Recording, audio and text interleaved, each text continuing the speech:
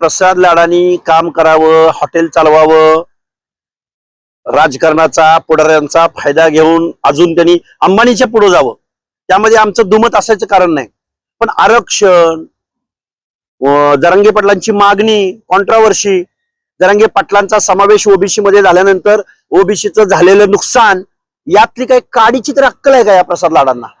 हा, काय अक्कल आहे प्रसाद लाडांना? काय अनुभव आहे प्रसाद लाडांचा? हॉटेल चालव ना, हॉटेलच्या एखाद्या शिष्टमंडळावर तू जा ना. तुझं ज्ञान काय, तुझं नॉलेज काय, तू तोंड कुठे घालतोय आणि पुन्हा म्हणतोय की मी जातीसाठी माती खायला तयार आहे, आमदारकीचा राजीनामा द्यायला तयार आहे. पहिल्यांदा तू ज्या पक्षाच्या जीवावर टुनटुन बेडकासारख्या उड्या मारतोय ना, त्या पक्षाला विचार. माधवनं काय केलं, ओबीसीनी काय केलं? भटाबामणांच्या पार्टीला गावगाड्यातल्या वाड्या वस्त्या तांड्यावरती कोण घेऊन गेलं? त्यामुळं तू नुसत्या काय ते ग्रामीण भागामध्ये म्हणतात आयत्या पिठावर रेगोट्या मारणं.